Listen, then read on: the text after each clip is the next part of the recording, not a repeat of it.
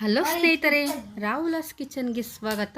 ಇವತ್ತು ಉಡುಪಿ ಶೈಲಿಯ ವಾಂಗಿಬಾತ್ ಪೌಡರ್ ಮಾಡೋದನ್ನು ಹೇಗೆ ಅಂತ ನೋಡೋಣ ಬನ್ನಿ. ಇದಕ್ಕೆ ಬೇಕಾಗಿರುವ ಇಂಗ್ರೀಡಿಯೆಂಟ್ಸು, ನಾನು 200 ಗ್ರಾಮು ಬ್ಯಾಡಗಿ ಮೆಣಸಿನ್ಕಾಯಿ ತೊಗೊಂಡಿದ್ದೀನಿ, 50 ಗ್ರಾಮು ಗುಂಟೂರು ಮೆಣಸಿನ್ಕಾಯಿ, 2 ಕಪ್ಪು ಧನಿಯಾ,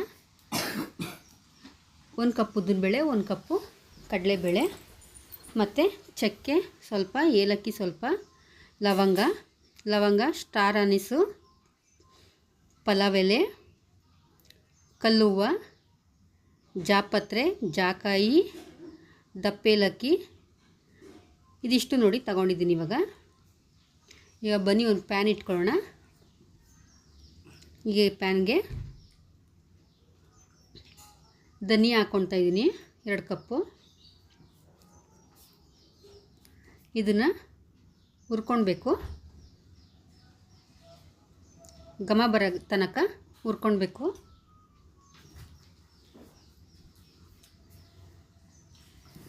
ನೋಡಿ ಇದಾಗಿದೆ. ಮತ್ತು ಇದಕ್ಕೊಂದು ಪ್ಲೇಟ್ಗೆ ಹಾಕ್ಕೊಳ್ತೀನಿ ಇದನ್ನು.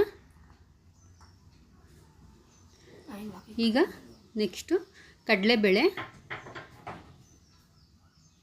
ಮತ್ತು ಉದ್ದಿನಬೇಳೆ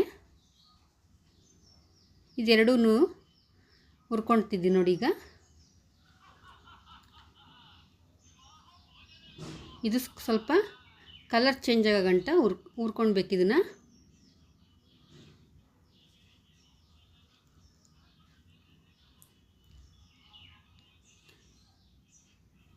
ನೋಡಿ ಆಗಿದೆ ಈಗ. ಮತ್ತು ಈಗ ನಾನು ಅರ್ಧ ಟೇಬಲ್ ಸ್ಪೂನು ಎಣ್ಣೆ ಹಾಕ್ಕೊಳ್ತಾ ಇದ್ದೀನಿ.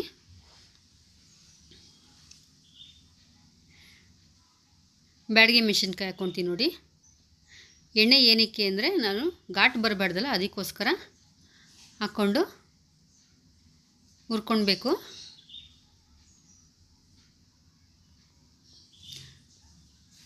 ನೋಡಿ ಈ ಥರ ಲೋ ಫ್ಲೇಮಲ್ಲಿ ಇಟ್ಕೊಂಡು ಹುರ್ಕೊಳ್ಬೇಕು ಇದನ್ನು. ನೋಡಿ ಈಗ ಇದಾಗಿದೆ. ಒಂದು ಪ್ಲೇಟ್ಗೆ ಹಾಕ್ಕೊಳ್ತೀನಿ. ಮತ್ತು ಇದನ್ನು ಹುರ್ಕೊಳ್ತೀನಿ ನೋಡಿ ಈ ಥರ. ಇದು ಆಗಿದೆ. ಒಂದು ಪ್ಲೇಟ್ಗೆ ಹಾಕ್ಕೊಳ್ತೀನಿ. ಈಗ ಚಕ್ಕೆ ಲವಂಗನೂ ಹಾಕ್ಕೊಳ್ತೀನಿ, ಏಲಕ್ಕಿ, ಸ್ಟಾರ್ ಹೂವು ಮತ್ತು ಮರಾಠ ಮೊಗ್ಗು, ಜಾಕಾಯಿ, ಜಾಪತ್ರೆ ಅವೆಲ್ಲನೂ ಒಟ್ಟಿಗೆ, ಪಲಾವ್ ಎಲೆ ಹಾಕ್ಕೊಳ್ತೀನಿ. ಈಗ ಇದಿಷ್ಟು ಹುರ್ಕೊಳ್ತೀನಿ ನೋಡಿ.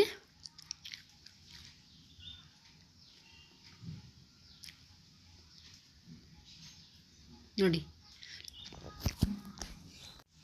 ಘಮ ಬರೋ ತನಕ ಹುರ್ಕೊಳ್ಬೇಕು ಇದನ್ನು.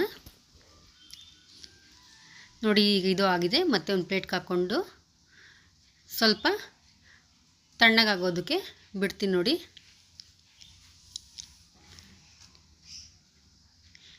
ಈಗ ನಾನು ಮಿಕ್ಸಿ ಜಾರ್ ತಗೊಂಡು ಗ್ರೈಂಡ್ ಮಾಡ್ಕೊಳ್ತೀನಿ. ಈಗೆಲ್ಲ ಮಿಕ್ಸ್ ಮಾಡ್ಕೊಂಡು ಒಂದು ಸತಿ ಸ್ವಲ್ಪನೇ ಹಾಕೋಬೇಕು.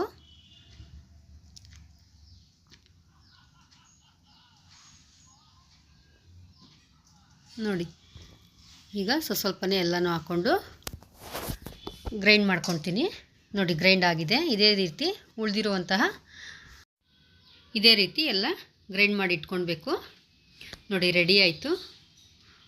ಉಡುಪಿ ಶೈಲಿಯ ವಾಂಗಿಬಾತ್ ಪೌಡರು ರೆಡಿಯಾಗಿದೆ. ಈ ರೆಸಿಪಿ ನಿಮ್ಗೆ ಇಷ್ಟ ಆಗಿದೆ ಅಂದ್ಕೊಳ್ತೀನಿ. ನೀವು ಮನೇಲಿ ಟ್ರೈ ಮಾಡಿ ನೋಡಿ. ಹಾಗೆ ಲೈಕ್ ಮಾಡಿ, ಶೇರ್ ಮಾಡಿ, ಕಮೆಂಟ್ ಮಾಡಿ, ಸಬ್ಸ್ಕ್ರೈಬರ್ ಆಗಿ ಬೆಲ್ ಐಕನ್ನ ಕ್ಲಿಕ್ ಮಾಡಿ. Thank you.